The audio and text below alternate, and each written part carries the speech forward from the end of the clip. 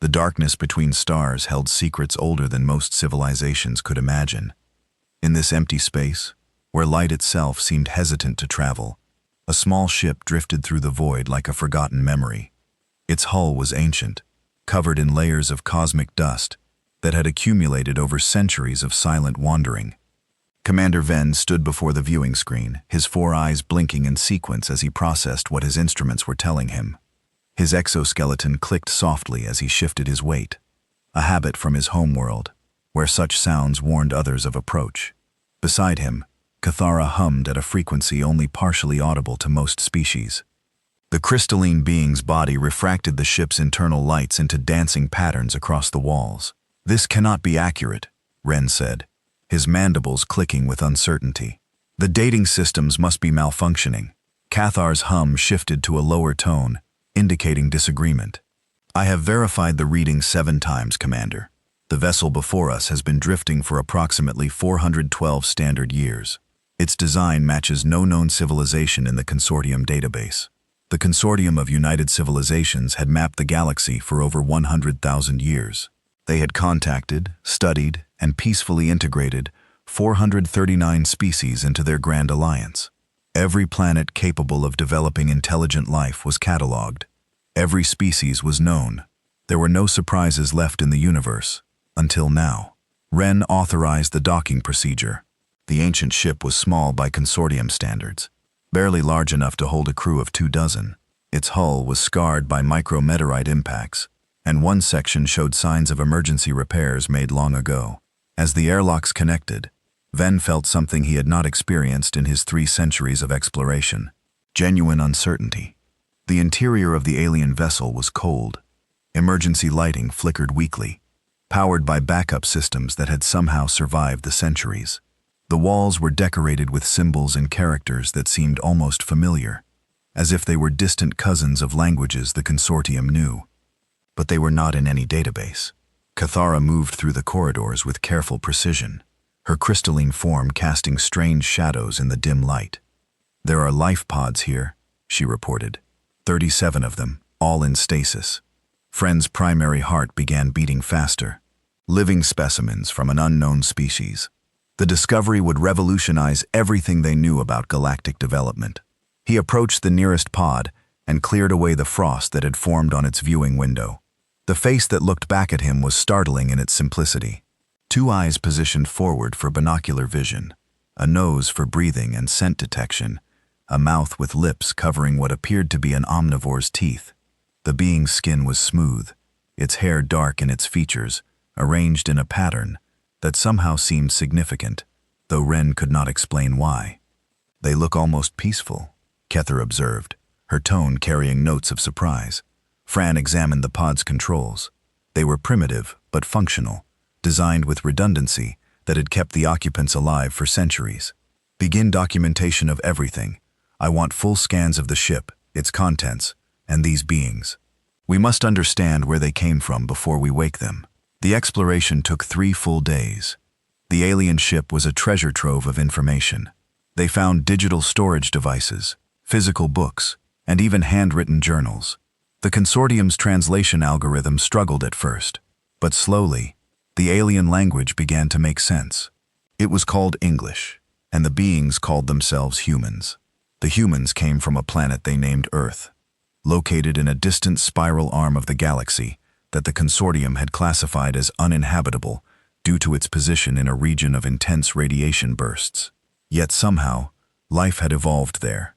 Anyway, the humans had reached out into space during what they called their Exodus program, sending colony ships to distant stars in a desperate attempt to survive some catastrophe.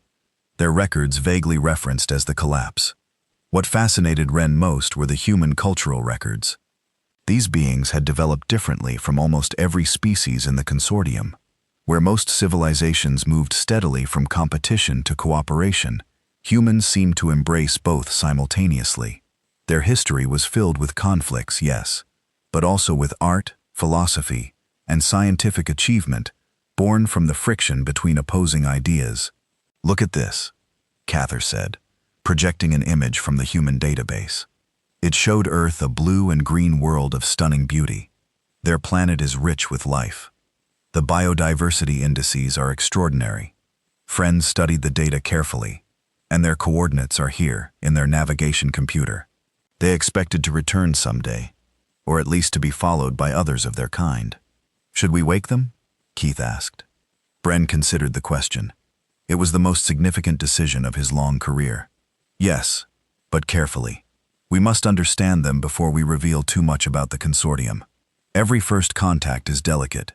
They selected one pod to open first. The human inside was a woman, according to the medical data, approximately 40 standard years old when she entered stasis. Her name was recorded as Dr. Sarah Chen, expedition scientist. As the pod system slowly brought her back to consciousness, Ren prepared his translation device. The human's eyes opened slowly. For a moment, she seemed confused, her gaze unfocused. Then awareness returned, and she sat up quickly, her breath coming in short gasps. She looked at Ven and Kithara, and her expression shifted through several emotions in rapid succession. Shock, fear, wonder, and finally cautious curiosity. "Welcome back to consciousness," Bren said through his translator. "You are safe. We are explorers from the Consortium of United Civilizations. We found your ship drifting in space." Sarah Chen's mouth opened, closed, then opened again. "How long?" she whispered. "How long were we asleep? Over 4 centuries by our calculations." The human's face went pale. She gripped the edge of the pod, her knuckles turning white. 400 years. But that means the colony mission failed. We never reached our destination. Your ship suffered a critical malfunction. Keith explained gently. Your navigation systems failed and you drifted off course. But you survived and now we have found you. Over the following hours, they woke the other humans carefully, one by one. The reactions varied from tears, to laughter, to stunned silence. Each human seemed to process the situation differently. Yet, they all looked to Sarah Chen for guidance, suggesting some form of hierarchy or trust. Once all 37 humans were awake and had been given time to recover, Bren called a formal meeting in the colony ship's common area. The humans gathered, wrapped in thermal blankets, their eyes wide with questions. "We have much to discuss," Ven began. "First, you should know that your species is not in our records. You evolved in isolation, unknown to the consortium. This is extremely rare." A human man, introduced as Marcus Webb, spoke up. "This consortium of yours, how many species are in it?" 439 civilizations, Keith answered with pride. "United in peace and cooperation for over 100,000 years." The humans exchanged glances. Sarah Chen leaned forward. "And Earth, our homeworld. Do your records show what happened to it?" Bran hesitated. "We have not yet traveled to your coordinates. That region of space has been classified as uninhabitable by our surveys. But we intend to change that classification and visit your homeworld immediately. We want to go with you," Sarah said firmly. "We need to know what happened to Earth to our people." It was agreed. The human colony ship was too damaged to make the journey. So the humans transferred to Ven's consortium vessel. During the 3-week journey to Earth, Ven and his crew learned more about humanity. They were a paradoxical species, capable of great violence, but also profound compassion, driven by logic, yet swayed by emotion, individualistic, yet yearning for connection. What troubled Ven was how often humans asked about conflict. They wanted to know about the consortium's military, its defense systems, its enemies. When told that the consortium had no enemies, that peace had been achieved ages ago, the humans seemed skeptical. "In our experience," Marcus Webb said during one conversation, "peace is something you have to fight for. It doesn't just happen because everyone decides to be nice." Keith found this perspective disturbing. But surely, given sufficient advancement and wisdom, intelligent beings naturally choose cooperation over conflict. Sarah Chen smiled sadly. "Maybe. Or maybe they choose it because they have no other choice." When they finally emerged from faster-than-light travel near Earth's coordinates, what they found shocked everyone. Earth was not only habitable, but thriving. Cities glittered across the night side of the planet. Orbital stations dotted the space around it. Ships moved between Earth and its moon with regular precision. Humanity had not only survived, but flourished. "There must be billions of them," Ven breathed. his instruments showing population concentrations across all continents. Sarah Chen stared at her homeworld through the viewport, tears streaming down her face. We made it. Humanity survived. But as Ven initiated first contact protocols, broadcasting the standard consortium greeting, something unexpected happened. The human response was not one of joy or welcome. Every ship in orbit changed course to intercept them. Defensive satellites activated, and a stern voice came through their communication system. Unidentified vessel, you have entered United Earth space without authorization. Power down your weapons and prepare to be boarded for inspection. We have no weapons, Ren responded quickly. We are explorers from the consortium of United Civilizations. We come in peace and bring some of your lost people home. There was a long pause. Then the voice returned, slightly less aggressive, but still cautious. Consortium. We have no record of any consortium. Transmit your credentials and maintain your current position. Any deviation will be treated as a hostile act. Keith's harmonics shifted to a confused frequency. This is unusual. First contact protocol should not involve such suspicion. Sarah Chen moved to the communication station. This is Dr. Sarah Chen of the Exodus program. Colony ship designation, Terranova 7. We are humans returning home. Please confirm our identity and grant clearance for our rescuers. Another pause, then the voice cracked with emotion. Dr. Chen, the databases show you've been missing for over 400 years. Stand by for verification. What followed was the most complex first contact Ren had ever experienced. The humans of Earth were sophisticated, cautious, and intensely curious. They granted permission for the consortium ship to enter orbit, but maintained a constant military presence. Teams of human officials came aboard, not with wonder, but with detailed questionnaires and scanning equipment. Ambassador Helena Xiao led the Earth delegation. She was an older woman with silver hair and sharp eyes that seemed to evaluate everything. Commander Ven, we appreciate you returning our lost citizens, but we have many questions about this consortium of yours. And we are happy to answer them, Ven replied. We wish to extend an invitation to humanity to join the consortium. You would have access to advanced technology, peaceful trade, and a place among the galactic community. Ambassador Zhao smiled politely. That's very generous, but we have questions first. You say you've united 439 species in peace. How exactly did you accomplish that? Van explained the principles of the consortium: mutual respect, shared knowledge, and the understanding that cooperation benefited all. He spoke of the sacred accords, the agreements that bound all member species to peaceful resolution of disputes. The ambassador listened carefully, taking notes. And if a species refuses to join, what happens then? That has never happened, Cathara interjected. Every species we have contacted has seen the wisdom of the consortium and joined willingly. Every single one. Marcus Webb, who had been listening quietly, spoke up. In 100,000 years, not one species said no. Not one, Ven confirmed with pride. The humans exchanged glances again, and Ven noticed something in their expressions that made his exoskeleton tighten with unease. It was not wonder. It was suspicion. Sarah Chen cleared her throat. Ambassador, we need to discuss this privately as humans. Agreed. Xiao nodded. Commander Ven, we'll need time to consider your offer. In the meantime, you and your crew are welcome to visit Earth. We'll provide accommodations and arrange for cultural exchanges. Over the following weeks, Fred and his crew experienced Earth. It was unlike any world in the consortium. The humans had not achieved perfect harmony. Their cities were chaotic, filled with competing businesses, diverse cultures, and open debates about everything from politics to philosophy. They had conflicts, disagreements, and problems they had not solved. Yet, they also had something the consortium world seemed to lack: a vibrant, unpredictable energy. Every human friend met had different opinions, different goals, different dreams. They argued passionately about their ideas, but seemed to respect each other's right to disagree.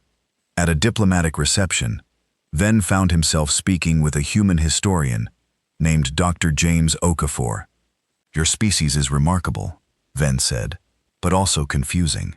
You have achieved interstellar travel, yet you still struggle with basic social cohesion. Dr. Okafor laughed. That's humanity for you. We're messy, complicated, and we rarely agree on anything.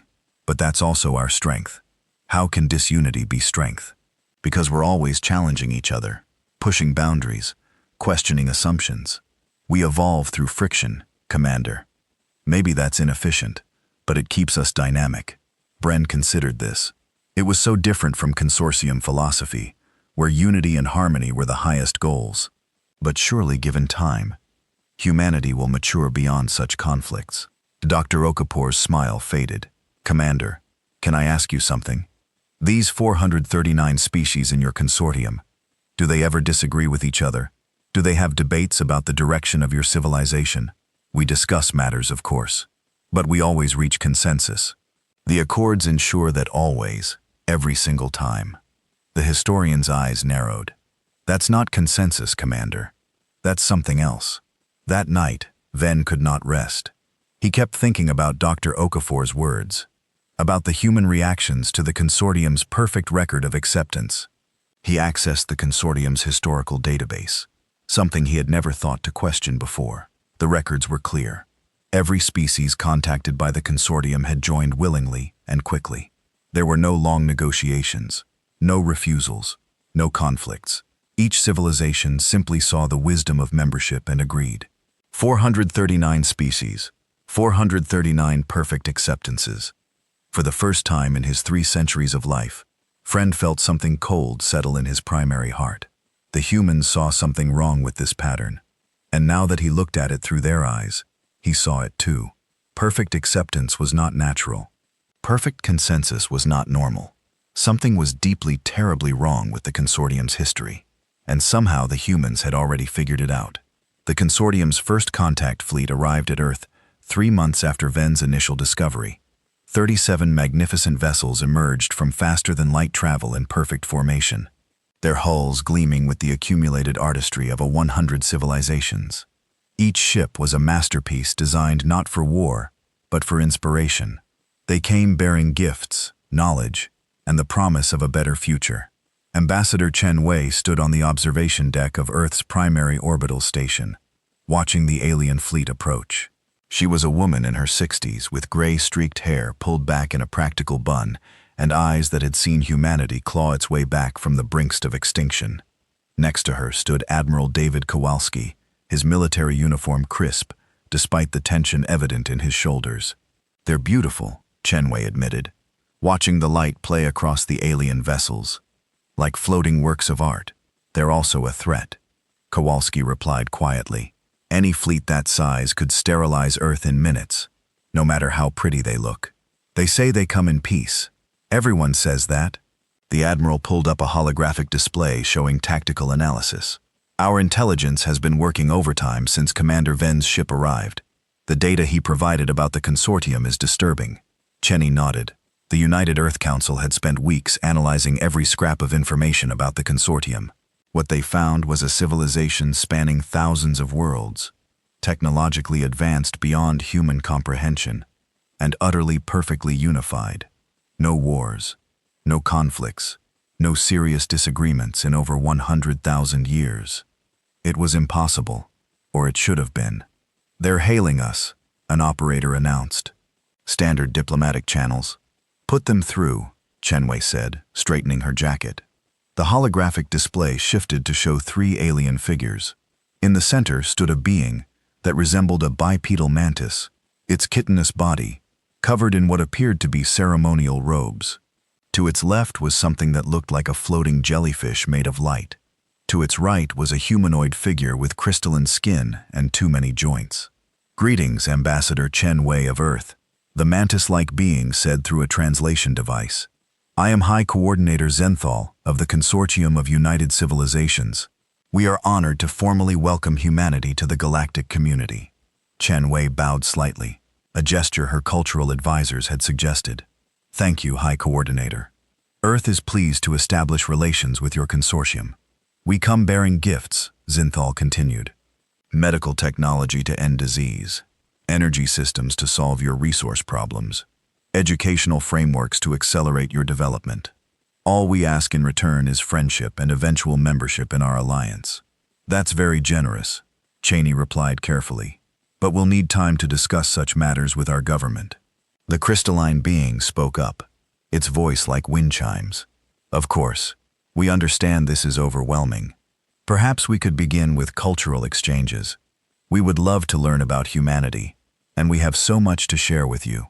Admiral Kowalski leaned close to Cheney and whispered, "They're pushing too hard."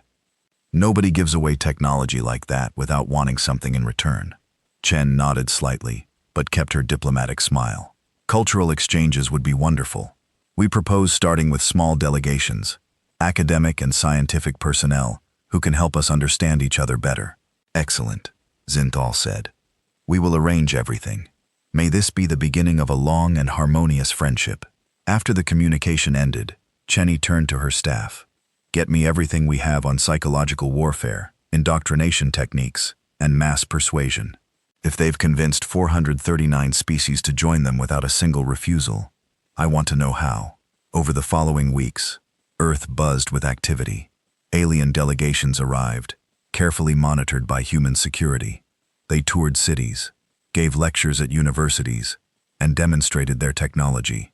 The consortium representatives were unfailingly polite, generous, and enthusiastic about humanity. Dr. Sarah Chen, the woman rescued from the colony ship, had been assigned as a liaison between Earth and the consortium. She spent her days accompanying alien visitors and her nights filing detailed reports. What she observed troubled her. The consortium aliens were happy, too happy. They smiled constantly, agreed with each other effortlessly, and never seemed to experience frustration or doubt. They spoke about their perfect society, with genuine belief, describing a utopia where every need was met and every being lived in harmony. It reminded Sarah of cult members she had studied in graduate school before the Exodus program. The same absolute certainty, the same peaceful contentment, the same inability to conceive of alternatives. She shared her concerns with Ambassador Cheney over coffee, in a secure facility. They're not lying, Sarah explained. That's what makes it so disturbing. They genuinely believe everything they're saying. They think their consortium is paradise. But you don't, Chenwei asked. I think it's a cage, Sarah said quietly. A beautiful, comfortable cage, where everyone is so happy they don't realize they're trapped. Chenei nodded slowly. We've been digging into their history. The parts Commander Ven gave us access to. Every species they contacted became a member within 1 year, most within months. They all embraced consortium philosophy completely, abandoned their old ways, and integrated seamlessly. That's not natural assimilation. That's conversion. Exactly. Chenwei pulled up a secure file on her tablet. We have linguists analyzing the consortium's records. They found something interesting. There are gaps in every species' historical records at the moment of first contact. Not big gaps, just a few weeks or months where documentation becomes sparse and then resumes with a completely different tone. Sarah leaned forward like something happened during that period that changed how they thought, or like whatever happened made them rewrite their own histories to fit a new narrative. Chenwei sighed. The problem is we can't prove anything. The consortium hasn't done anything hostile. They're offering us gifts, technology, knowledge. Refusing them makes us look paranoid and aggressive. But accepting might mean losing ourselves, Sarah finished. At the same time, human scientists were conducting their own investigations. Dr. James Okafor had been granted access to a consortium historical archive ship that orbited Earth's moon. It was supposed to be a gesture of goodwill, allowing human researchers to learn about galactic civilization. What James discovered in those archives made his blood run cold. He found records of species that no longer existed in the consortium database. Civilizations that had been contacted had initially refused membership and then simply vanished from all subsequent records. It was as if they had been erased. When he asked his consortium liaison about these missing species, the alien seemed genuinely confused. I have no knowledge of such civilizations, the being said. Perhaps you are reading the data incorrectly. But James knew data, and he knew what he had found. He made copies of everything, hiding the information in encrypted files that he smuggled back to Earth in his own neural implant. Meanwhile, other humans were noticing strange patterns. Sociologists observed that every consortium civilization had remarkably similar governmental structures. Despite claiming to maintain their individual cultures, artists found that alien art, while superficially diverse, followed the same underlying aesthetic principles across all species. Philosophers noted that different alien religions all seemed to have been reinterpreted to align with identical moral frameworks. It was uniformity masquerading as diversity. Marcus Webb, one of the rescued colonists, worked as a military consultant during this period. His job was to assess the consortium's defensive capabilities. What he found was perhaps most disturbing of all. They had none. "The consortium has no weapons," he reported to Admiral Kowalski. "Not on their ships, not on their stations, not on their worlds. They have shields and defensive systems, but no capacity to project force." "How is that possible?" Kowalski asked. "They've been spacefaring for 100,000 years. They must have had conflicts." "They claim they evolved beyond conflict ages ago," Marcus said. "But evolution doesn't work that fast. You don't unlearn aggression in a few thousand generations, let alone eliminate it completely across hundreds of different species.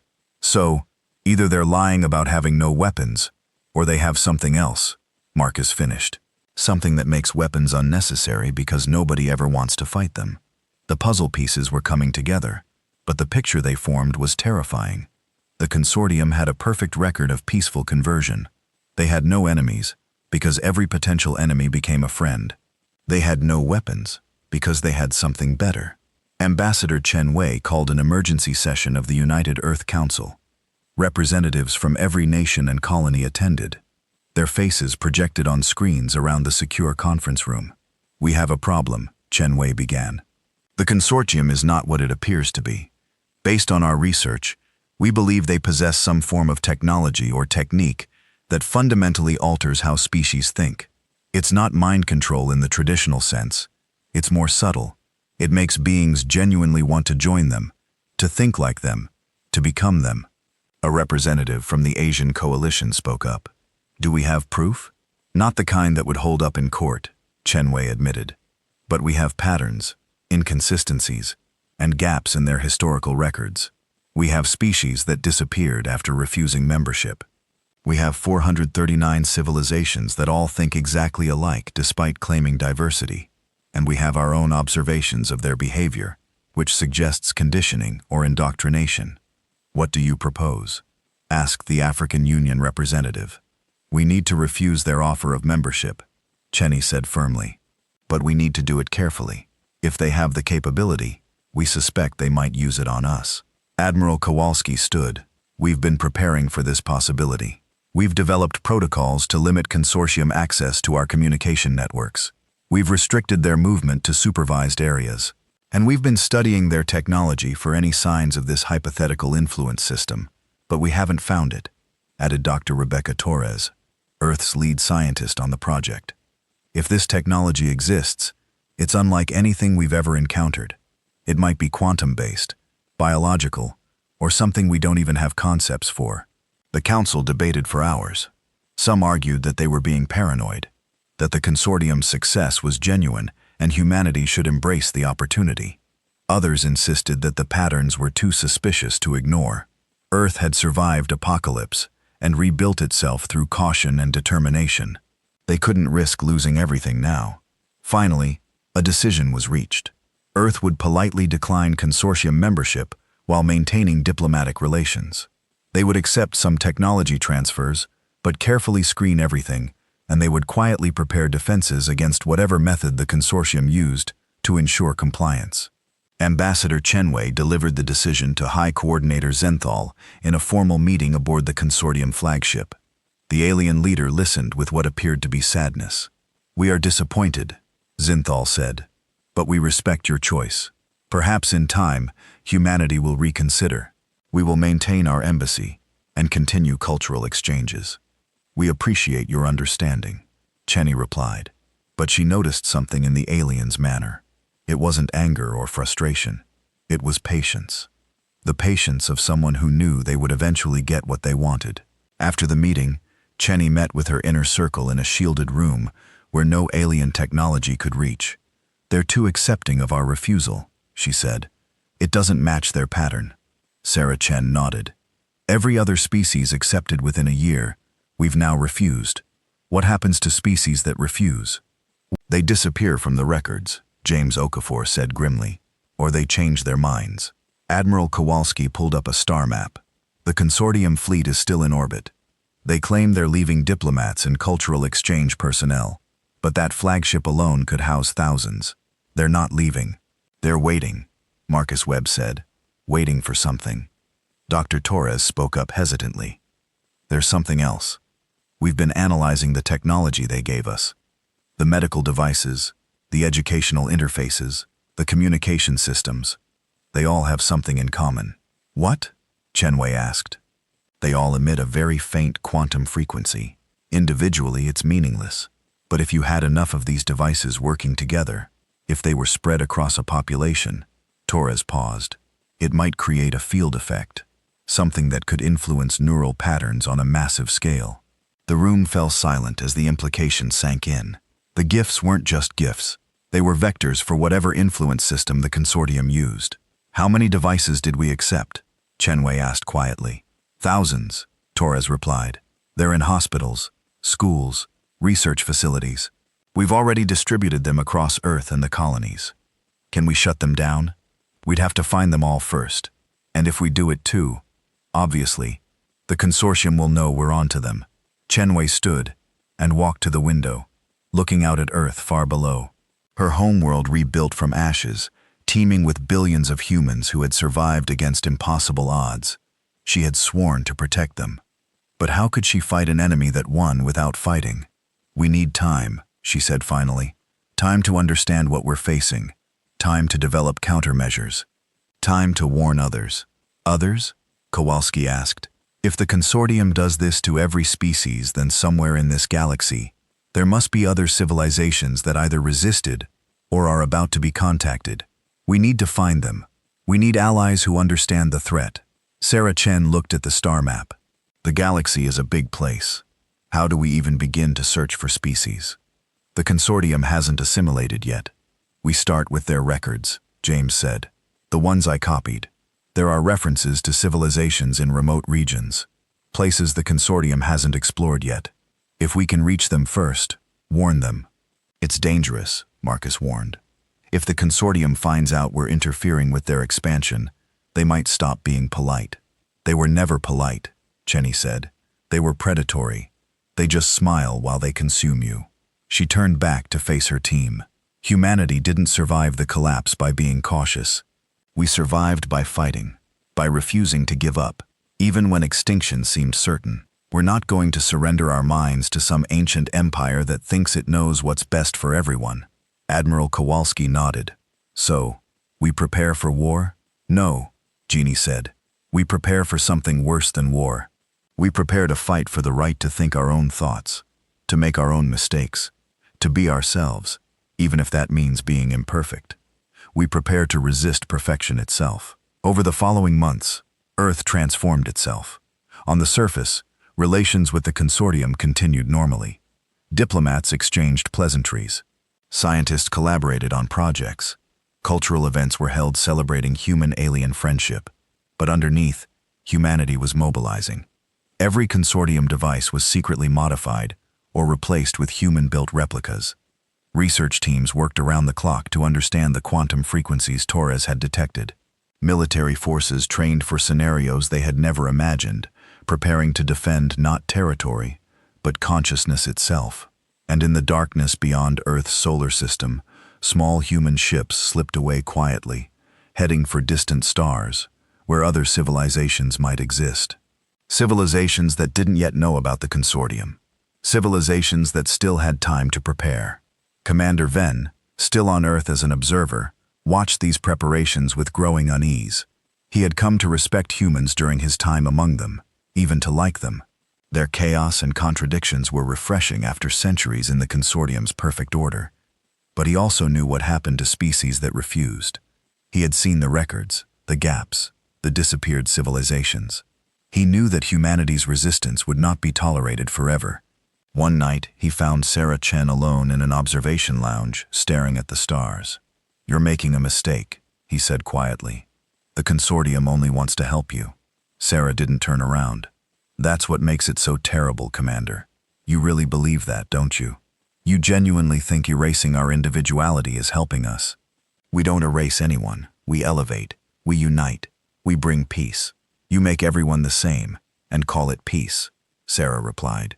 You replace genuine diversity with a costume party, where everyone wears different outfits but thinks identical thoughts. She finally looked at him. Tell me something, Commander. When was the last time you disagreed with another consortium member about something important? When did you last have a doubt about your civilization's righteousness? Ven opened his mouth to respond, then closed it. He searched his memories and found only consensus, only agreement, only certainty. Even his current unease felt wrong, like a malfunction rather than a valid feeling. He began, then stopped, his exoskeleton trembling slightly. I don't know. Sarah's expression softened with something like pity. That's why we're resisting, Commander. Because we want to keep the right to doubt, to disagree, to be wrong. Even if it makes us weaker, even if it means we suffer more. At least we'll be real. Bren left the observation lounge disturbed in ways he couldn't articulate. For the first time in his 3 centuries of life, he wondered if the consortium's perfect peace came at a cost he had never considered. And on Earth, as humans prepared for a conflict unlike any in their history, Ambassador Chen sent a coded message to all the secret expeditions heading into unknown space. Find the others. Warn them. Unite them. Because when the consortium finally shows its true face, humanity will need all the help it can get. The revelation was coming, and when it arrived, it would turn the heavens to ash. Dr. Sarah Okonkwo stepped off the transport shuttle onto the surface of Velan Prime, home world of the Velanar species, one of the oldest members of the consortium. She had requested this archaeological expedition 6 months ago as part of the cultural exchange program, never expecting permission to be granted, but the consortium had been surprisingly accommodating, even eager to show humanity their glorious history. That eagerness should have been her first warning. The Velanar guide, a serpentine being named Serral, who moved on 6 delicate legs, greeted her with the universal gesture of welcome. Dr. Okonkwo, we are honored to host you. Velan Prime has 30,000 years of recorded history in the consortium. Where would you like to begin? Sarah smiled, adjusting the camera equipment that would record everything for analysis back on Earth. I'm particularly interested in the transition period, the years just before and after your species joined the consortium. Something flickered across Sorrel's face, too quick to identify. Of course, the Enlightenment, as we call it. The most important moment in our history. They traveled to the capital city, a place of breathtaking architecture that blended natural formations with constructed beauty. But as Sarah examined the buildings more closely, she noticed something odd. The architectural style shifted dramatically at a certain historical point. Before that date, buildings were diverse, chaotic, each one different. After that date, they all followed similar principles, similar patterns. Your city changed significantly after joining the consortium, Sarah observed. We improved, Sorrel replied with pride. We learned better ways to build, to live, to organize our society. Sarah took careful notes documenting everything. Over the following days, she visited museums, libraries, and historical sites across Velan Prime. What she found was disturbing in its consistency. Every piece of art created before the consortium membership was unique, experimental, sometimes crude, but always individual. After membership, Velanar art became technically perfect, but somehow uniform. The same was true of their literature, their music, their philosophy. Before the Enlightenment, 1,000 voices after a chorus, singing the same song. In the planetary archives, Sarah requested access to records from the transition period itself. She wanted to read first-hand accounts from Velanar, who lived through their species' first contact with the consortium. The librarian, an elderly Velanar with faded scales, seemed hesitant. Those records are incomplete. Much was lost during the Enlightenment. Lost how? Destroyed mostly. Our ancestors recognized that many old ways were harmful, divisive. They chose to eliminate such negativity from our cultural memory. Sarah felt a chill run down her spine. Your ancestors destroyed their own history. Not destroyed, the librarian corrected, purified. They kept what was valuable and discarded what was not. But Sarah was persistent. She dug deeper into the archives, looking for anything that survived from before the purification. In a forgotten subsection, marked for decommissioning, she found fragments, personal journals, news reports, government documents that somehow escaped destruction. What she read made her hands shake. The consortium's arrival had been welcomed at first. The Velinar were experiencing global conflicts, resource shortages, and environmental collapse. The aliens offered solutions to everything: technology, knowledge, guidance. All they asked was for the Velinar to embrace consortium principles. The early journals were enthusiastic. "The aliens will save us," one Velar wrote. "Their wisdom will end our suffering." But then the entries changed. I attended the first Harmony session today. It was beautiful beyond words. I understand now. I see the truth. Why did we ever resist such perfection? After that, the journal stopped criticizing anything. Every entry praised the consortium. Every writer expressed gratitude for the Enlightenment. Their writing styles even changed, becoming more uniform, more measured. Sarah found a government document marked confidential security concern. It was written just 2 weeks after first contact. The aliens have introduced something they call the Harmony. Citizens who experience it return changed. They are calmer, more agreeable, and completely devoted to consortium membership.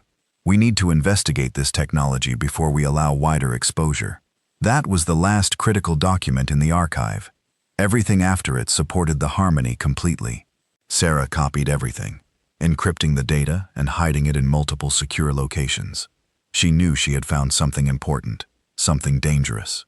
The consortium had a weapon, and it wasn't a gun or a bomb. It was something that made people want to surrender. She requested permission to visit other consortium worlds, other species' home worlds. To her surprise, permission was granted immediately. It was as if the consortium had nothing to hide. Over the next 3 months, Sarah visited 15 different worlds. On each one, she found the same pattern: diverse, chaotic civilizations that suddenly became uniform and harmonious after joining the consortium. Historical records that had been purged or rewritten, art and culture that transformed from unique to universal, and always references to something called the Harmony. On the world of Kree, home to a species of aquatic beings, she found the most detailed surviving account. A scientist named Valkyra had kept a secret journal hidden in a waterproof container beneath the ocean floor.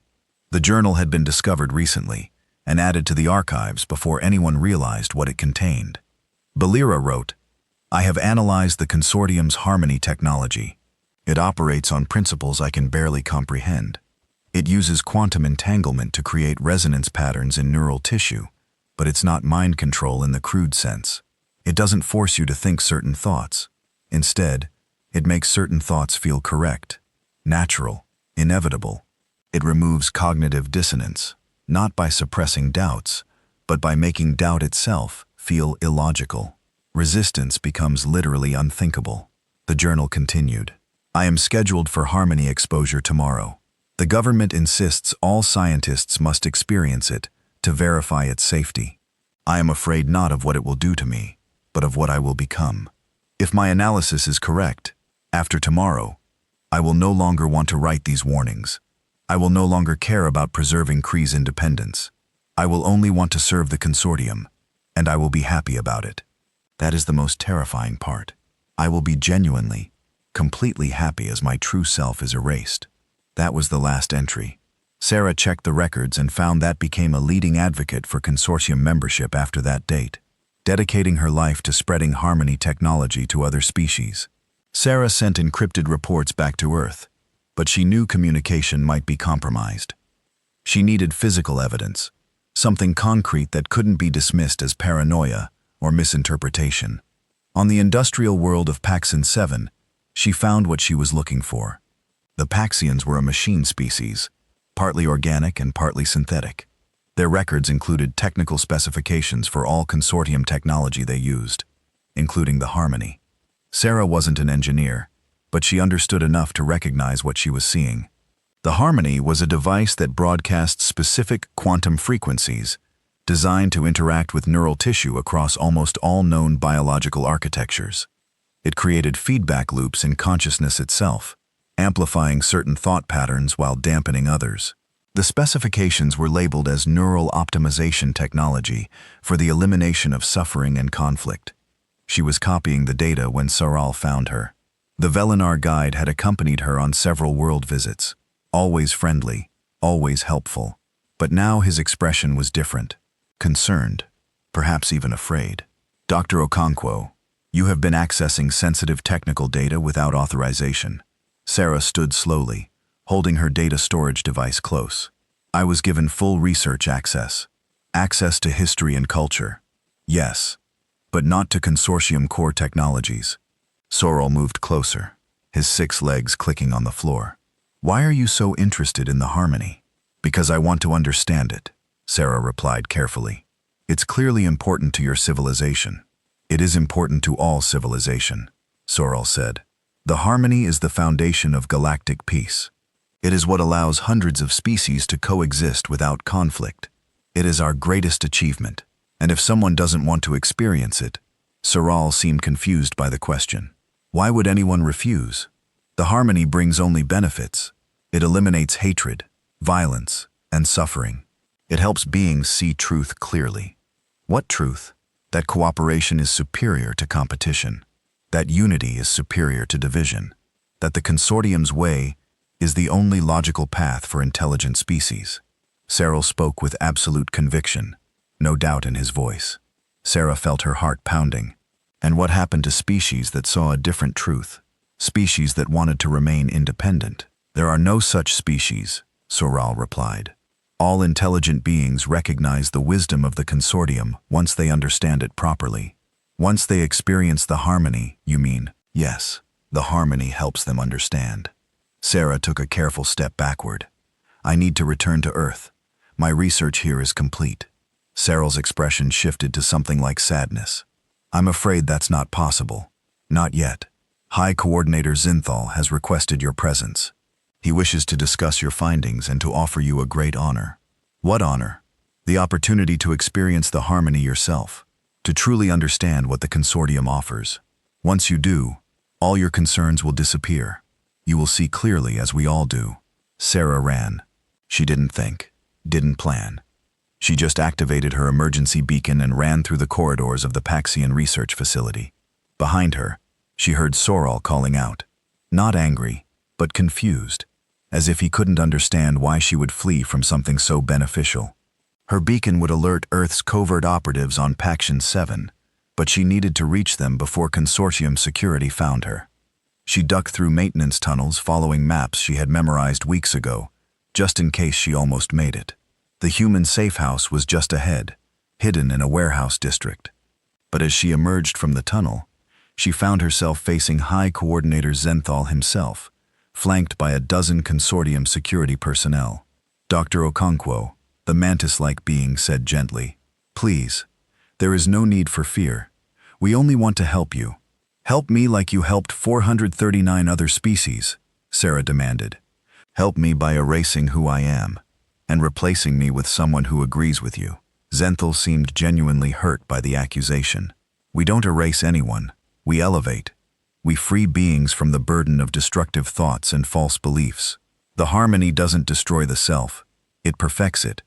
By making everyone think the same way, by helping everyone think correctly, Zenthal corrected Dr. Okonkwo. I have studied humanity. You are a species that has suffered terribly throughout your history. Wars, genocides, environmental destruction. So much pain caused by your inability to agree, to unify, to see common truth. The harmony can end all of that. It can give your species the peace you have always sought. Sarah gripped her data device tighter. We don't want your peace. We want our freedom. They are the same thing, Zinthal insisted. True freedom comes from liberation from destructive impulses and false ideas. The harmony liberates. It doesn't constrain. Then why do you force it on species that resist? We don't force anything. We simply ensure that every species has the opportunity to experience it. Once they do, they always choose it willingly, because it rewires their brains to want it. Sarah said because it removes the very capacity to resist.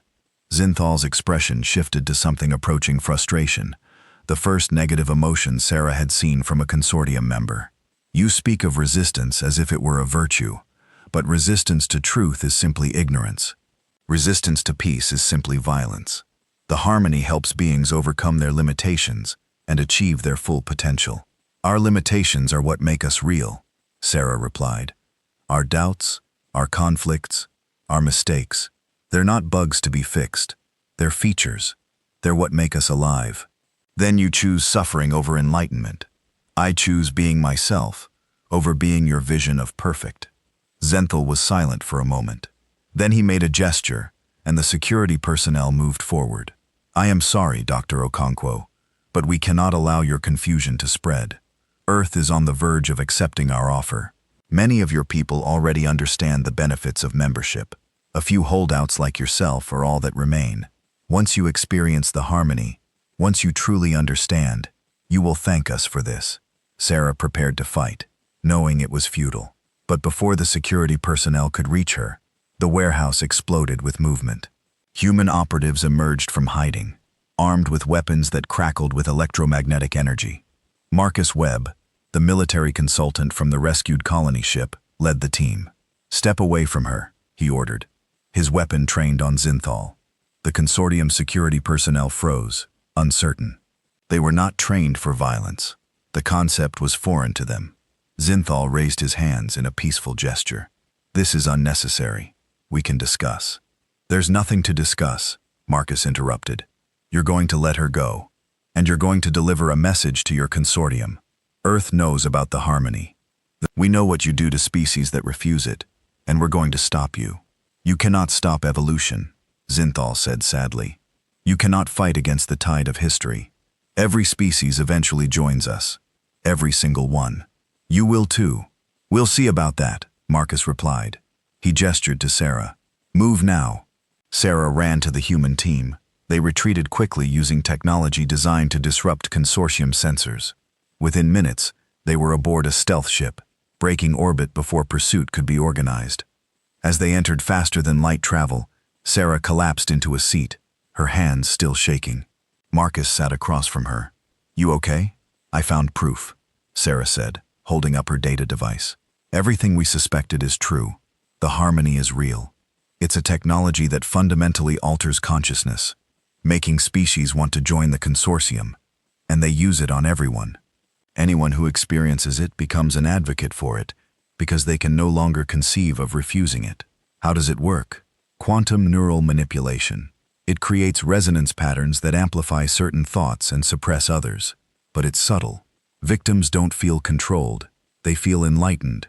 They think they're making free choices, but those choices have been predetermined by the technology. Marcus leaned back, processing the information. So, every species in the consortium is essentially brainwashed. Not brainwashed in the traditional sense. They genuinely believe everything they say. They're genuinely happy, but they're happy because the harmony has removed their capacity to be anything else. It's perfect slavery, disguised as perfect freedom. And Earth is next. Sarah nodded. We've already refused membership, but the consortium is patient. They're waiting, infiltrating, preparing. They have devices scattered across our planet, probably ready to activate the harmony field at the right moment. When they think enough of us are ready to accept it, they'll activate the system, and then Earth will fall just like every other species. The ship's communication system chimed. A message from Ambassador Cheney. Return to Earth immediately. We've intercepted consortium communications. They're planning to activate the harmony field within 2 weeks. They're calling it Operation Enlightenment. They believe they have enough support among human populations to ensure compliance once the field is active. We're out of time. Sarah and Marcus exchanged glances. The revelation they had feared was about to become reality. The consortium's true face would be revealed, and with it would come the battle for humanity's very consciousness. What do we do? Marcus asked. Sarah looked at the data device in her hands containing proof of the consortium's methods. Evidence of their crimes against consciousness itself. We fight. We warn every species we can, and we find a way to break the harmony, to free those who've already been taken. The consortium thinks they're inevitable. that every species must eventually join them. But they've never faced a species like humanity before. A species too stubborn to accept paradise if it cost them their freedom. Marcus smiled grimly. We're going to war with heaven itself. Yes, Sarah agreed. And we're going to turn it to ash. The emergency session of the United Earth Council was held in a bunker 3 kilometers beneath the Swiss Alps. Every screen showed the same countdown. 8 days until Operation Enlightenment. 8 days until the consortium would activate the Harmony Field and attempt to convert all of humanity into willing servants of their galactic empire. Ambassador Chen stood before the assembled representatives, her face drawn with exhaustion. She had not slept in 3 days. We have confirmation from multiple sources. The consortium devices we allowed into our hospitals, schools, and research facilities are not what they claimed. They're transmitters designed to create a planetary-scale harmony field. When activated, they will bombard every human on Earth with quantum frequencies designed to alter our neural patterns. Can we destroy the devices? Asked President Morrison of the American Alliance. We're trying, Admiral Kowalski replied. But there are thousands of them spread across every continent and orbital station, and if we destroy them too, obviously, the consortium will know we're onto them and might accelerate their timeline. Chancellor Luwu of the Asian Coalition leaned forward. What exactly will happen when they activate this harmony field? Dr. Rebecca Torres, who had been studying the harmony technology since Sarah Okonkwo's escape, pulled up holographic displays. Based on Dr. Okonkwo's data and our own analysis, the harmony creates quantum entanglement between the technology and human neural tissue. It doesn't force you to think specific thoughts. Instead, it makes certain thought patterns feel more natural, more correct, while others feel wrong or illogical. Brainwashing, someone muttered. Worse, Torres corrected. Brainwashing can be resisted if you're aware of it. The harmony operates below conscious awareness. You won't know you've been affected. You'll simply wake up one day believing that joining the consortium is the obvious logical choice. You'll wonder why you ever resisted, and you'll be happy about it. The room fell silent as the implications sank in. Premier Okafor of the African Union spoke up.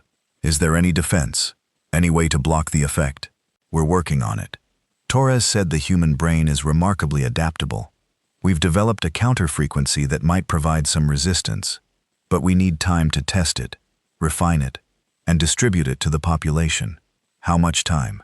Months. Maybe a year. We have 8 days, Cheney said flatly. Admiral Kowalski stood, his military bearing evident even in the desperate situation. Then we need to change the game. We can't just defend. We need to attack. Attack? President Morrison looked incredulous. The consortium has no weapons, but they also have technology centuries beyond ours. How do we attack someone who can rewrite consciousness itself? We don't attack their technology, Marcus Webb said, stepping forward from where he had been observing. We attack their certainty. The consortium's greatest weakness is that they genuinely believe they're helping. They think the harmony is a gift.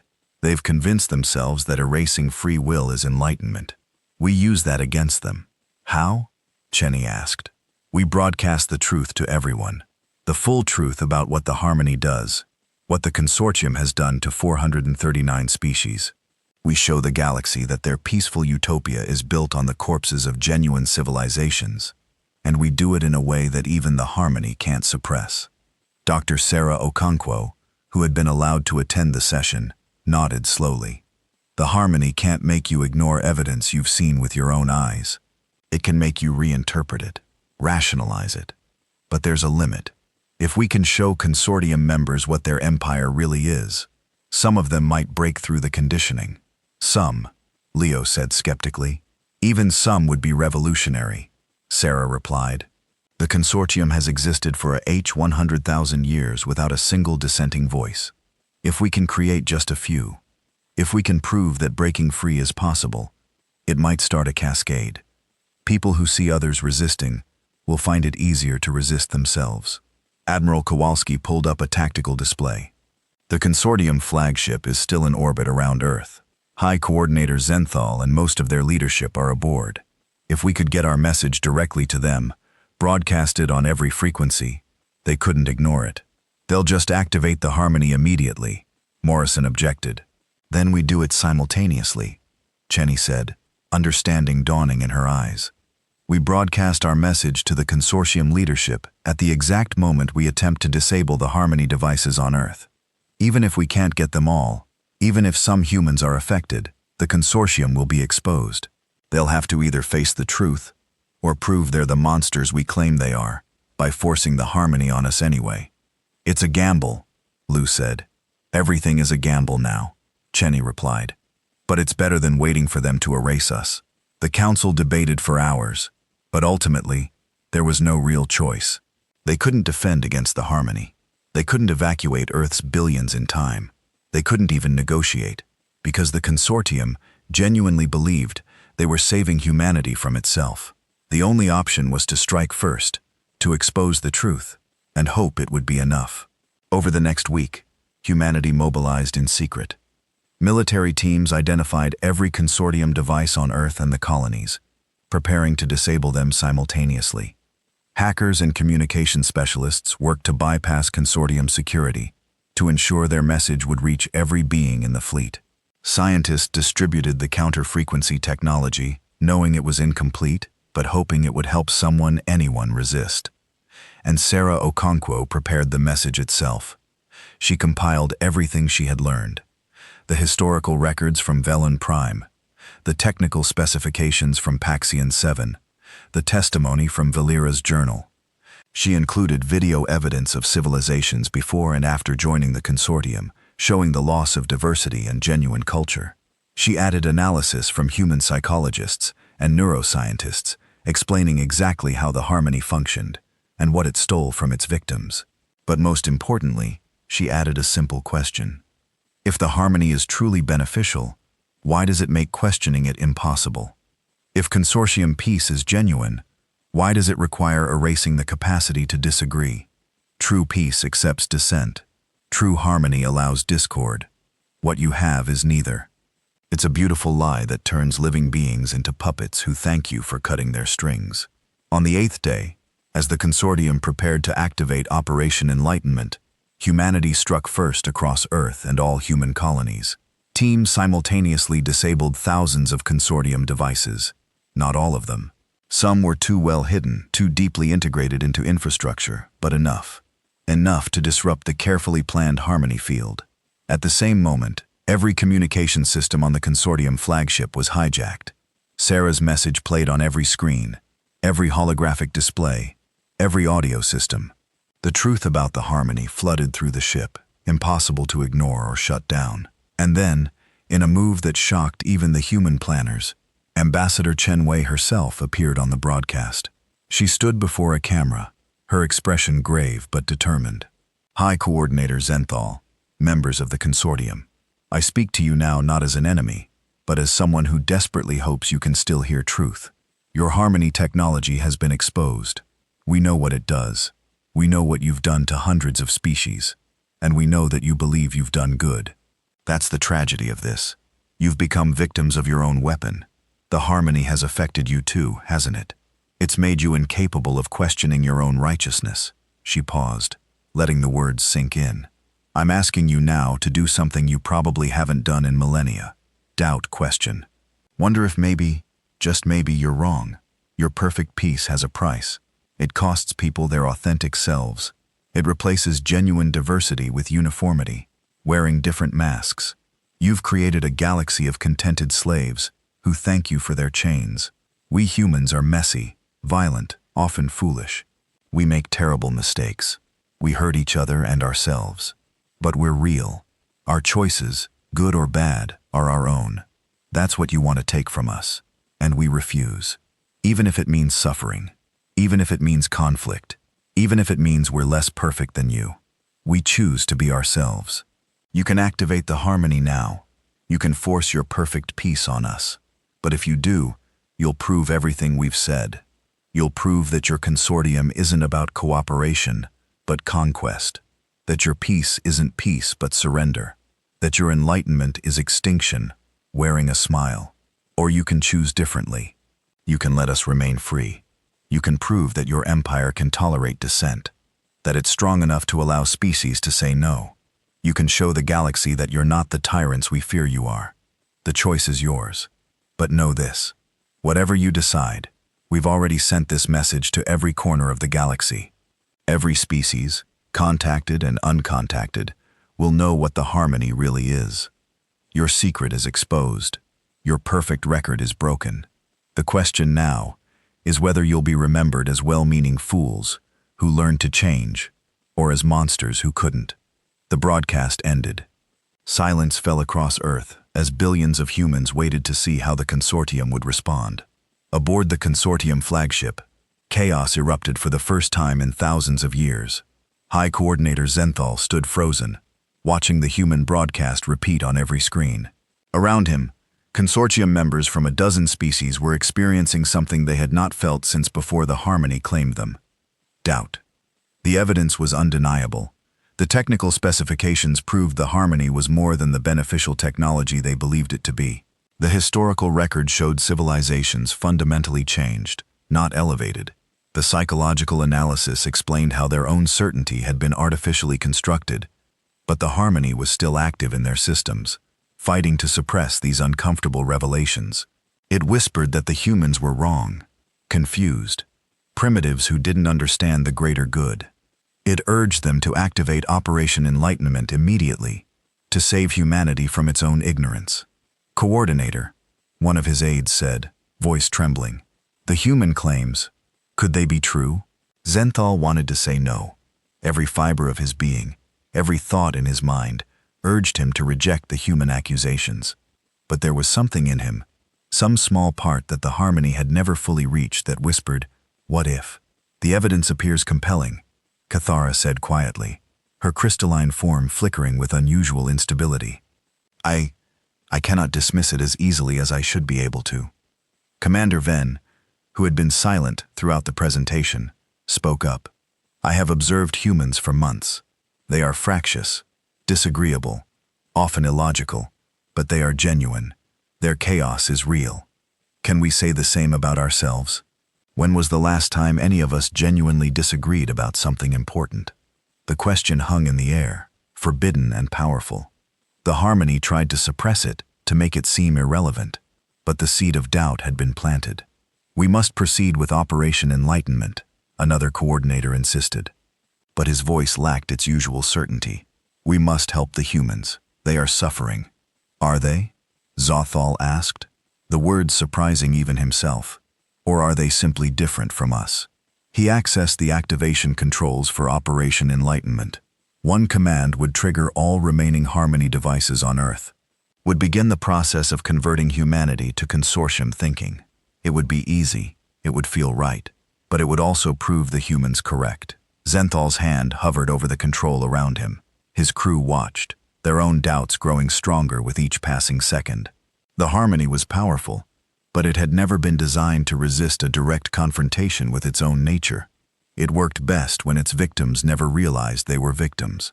What if, Zenthal said slowly, each word a struggle against his conditioning. What if we are the ones who need enlightenment? The question broke something, not the harmony itself. That technology was too deeply integrated, but the absolute certainty it provided. Doubt flooded through the crew, and with it came the first genuine thoughts they had experienced in decades, centuries, or longer. And in that moment of clarity, Zenthal made a choice that the harmony would never have allowed.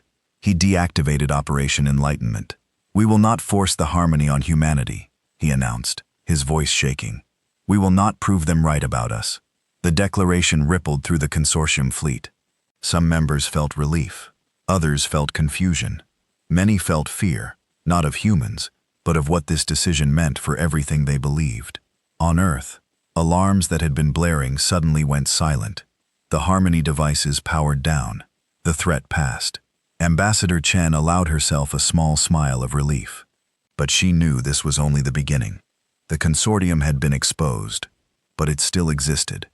The harmony was still active in billions of beings across the galaxy, and they had only won this battle by appealing to the consortium's own doubts.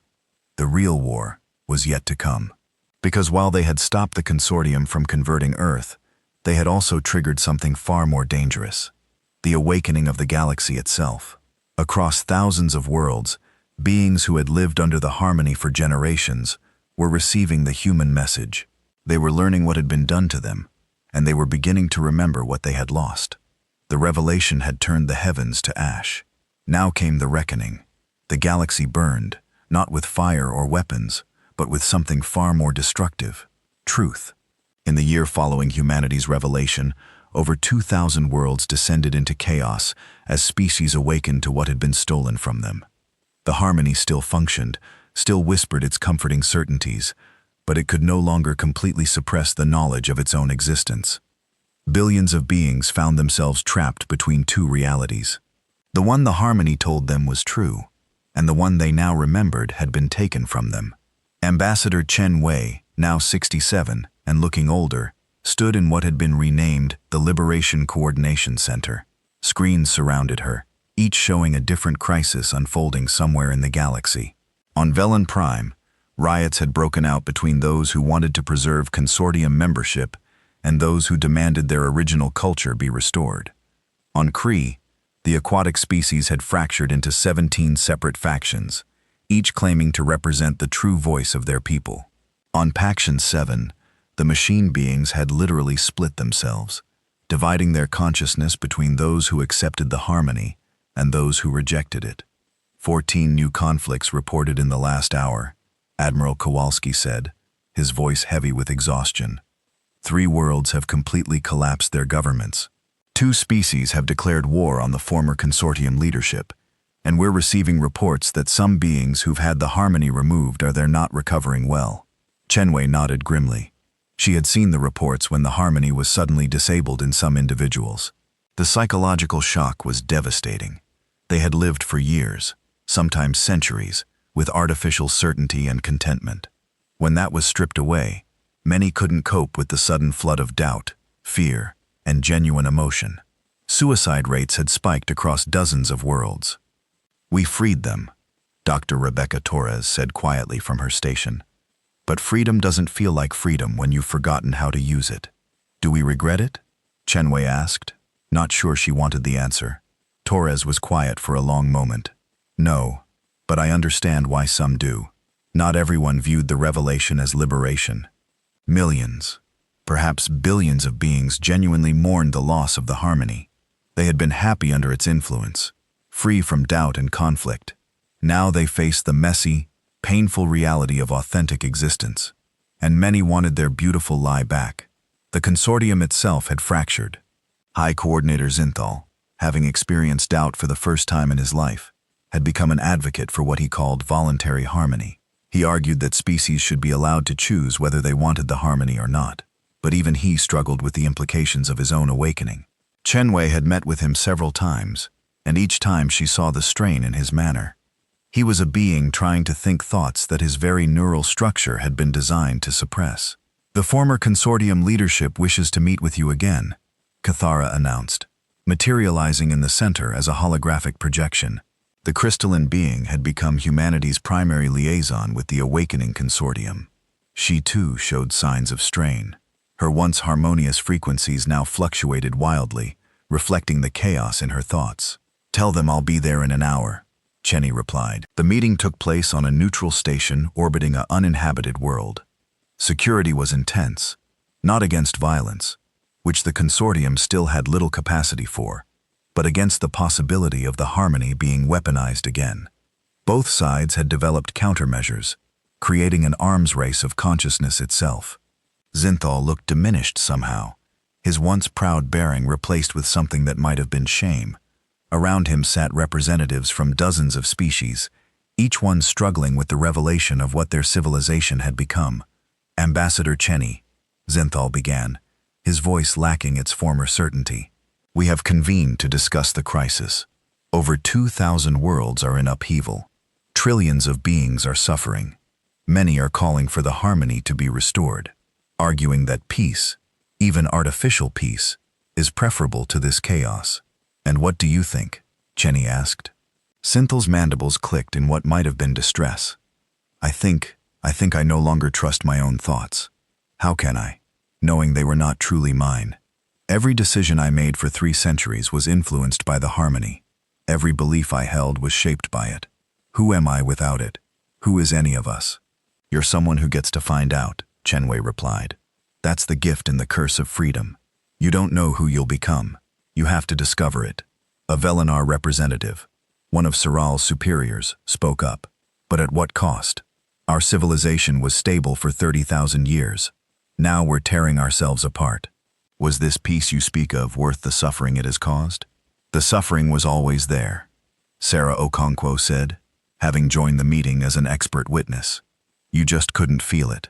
The harmony didn't eliminate your problems. It eliminated your ability to recognize them as problems. Then give us solutions, another representative demanded. You humans broke the galaxy. Fix it. Chenwei felt the weight of that accusation. Part of her wanted to argue to defend humanity's actions, but another part, the part that had learned hard lessons over decades of diplomacy, understood their pain. We can't fix it, she said. Honestly, no one can. There is no solution that will make everyone happy, no policy that will satisfy every need.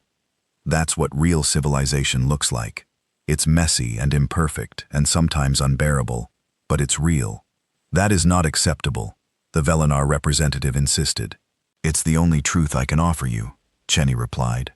But we can help, not by imposing solutions, but by sharing what we've learned. Humanity has survived apocalypse, rebuilt from ashes, and learned to live with our own chaos. We can teach you how to disagree without destroying each other, how to maintain peace without artificial harmony, how to be free, even when freedom hurts. Zathal leaned forward. You would help us after what we tried to do to your species. We don't have a choice, Chenny said. The galaxy is connected now. If it collapses into permanent chaos, everyone suffers, including Earth. But more than that, she paused, choosing her words carefully. You were victims too. The harmony didn't just enslave the species you contacted. It enslaved you first. You genuinely believed you were helping. That belief was programmed into you. We can't hate you for being weapons aimed at yourselves. The meeting continued for hours, eventually producing a framework that would become known as the Concordat of Conscious Choice. It established several principles. No technology could be used to alter consciousness without explicit informed consent. Species had the right to refuse contact with others. Diversity of thought and culture would be protected as fundamental rights.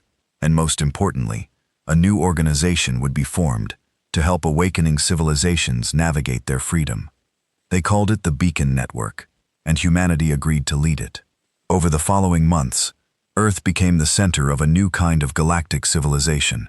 Human diplomats, psychologists, and social scientists spread across the former consortium, teaching species how to argue productively, how to maintain democracy, how to preserve individual rights while building community.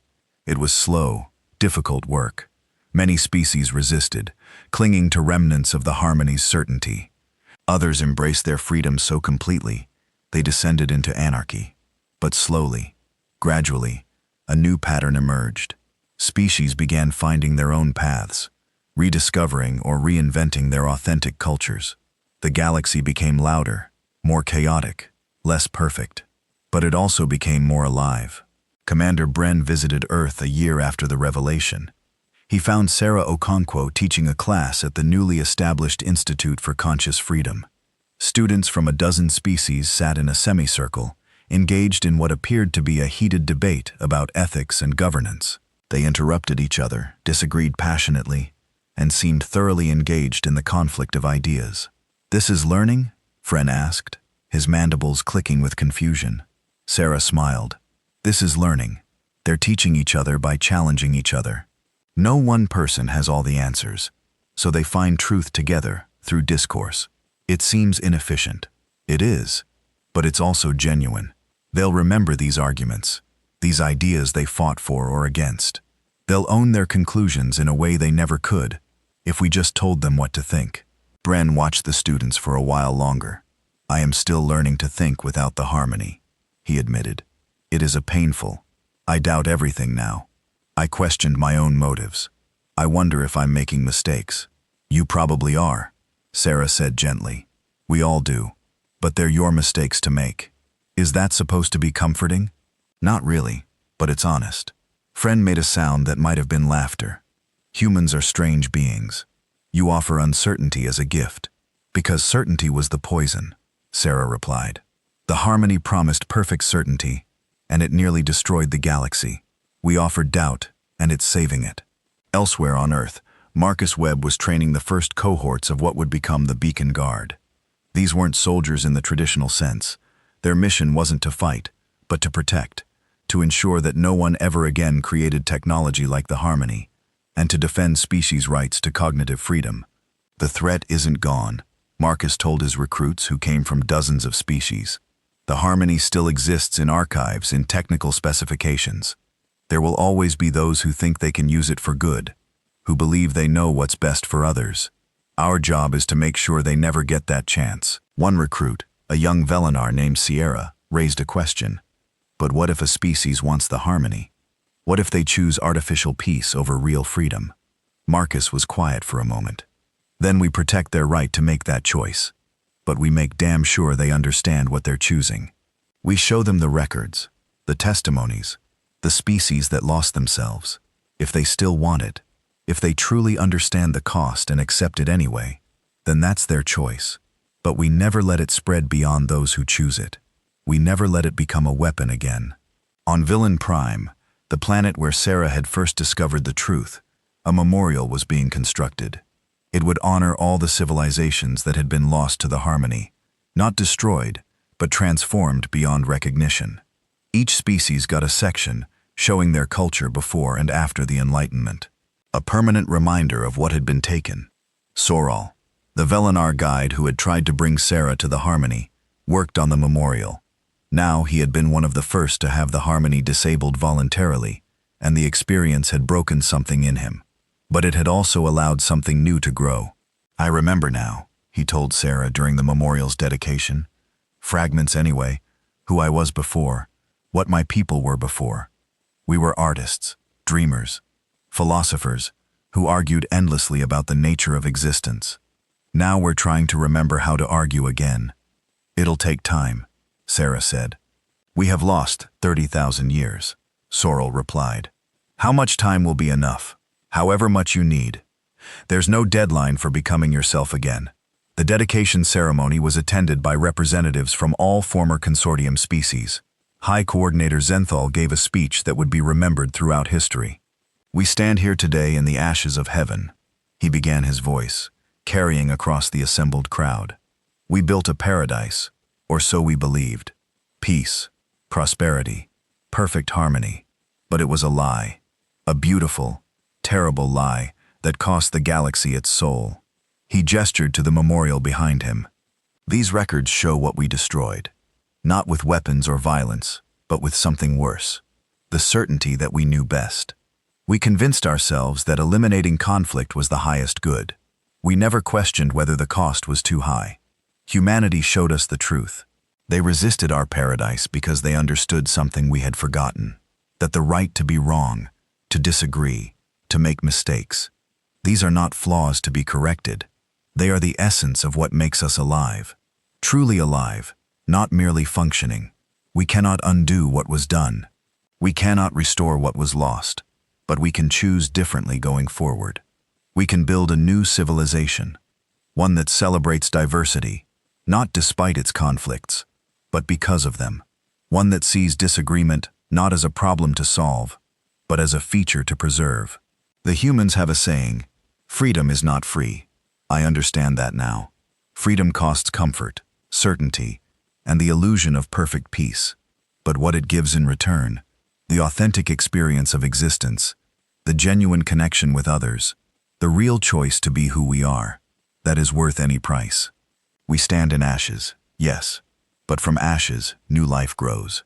Let us tend that growth carefully, protecting it not with the false harmony of the past, but with the real messy, beautiful chaos of freedom. The speech was met with mixed reactions. Some cheered, others wept. Many simply stood in silence, processing emotions that the harmony had never allowed them to fully experience. Among the crowd, Dr. James Okafor watched with satisfaction. The human historian, who had first questioned the consortium's perfect record, had become one of the architects of the new galactic order.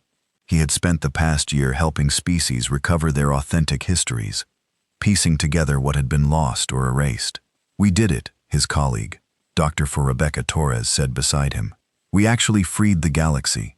We started the process," James corrected. "They'll be working out the implications for generations, maybe centuries." "Do you think we made the right choice?" James looked at the memorial, at the species learning to be themselves again, at the messy, chaotic, beautiful diversity that was slowly emerging from the ruins of the consortium. "Yes, even with all the suffering it caused, even with all the conflict still to come, because the alternative was comfortable extinction. This is life." Back on Earth, Ambassador Chen Wei sat in her office, reviewing reports from across the galaxy. The beacon network was growing, helping dozens of species navigate their awakening. But there were challenges. Some species couldn't adapt, their cultures too dependent on harmony and forced stability. Others had descended into violence, old conflicts resurging after millennia of suppression. And there were whispers of groups trying to recreate the harmony, believing they could use it more wisely than their predecessors. Chen Yi was under no illusions. The galaxy would never be truly peaceful. There would always be conflicts, always be species that chose poorly, always be challenges that seemed insurmountable. But that was the point. That was what being alive meant. A message appeared on her screen. It was from a distant region of space, from one of the expeditions humanity had sent out before the revelation. They had found an uncounted species, one the consortium had never reached. The expedition was asking for instructions. How should they approach first contact? What should they offer? What should they say? Chen Wei smiled as she composed her response. It was simple. Tell them the truth. All of it. The good and the bad. The benefits and the costs. Give them a real choice, and whatever they choose, respect it. That's what real first contact looks like. She sent the message and leaned back in her chair. Through her window, she could see Earth turning below, a blue and green jewel that had somehow survived apocalypse and saved the galaxy from a fate worse than death. Her planet messy and imperfect and beautifully authentically alive. On the consortium flagship, now renamed the Remembrance, Cathara composed a piece of music. It was the first original composition she had created since the harmony was disabled.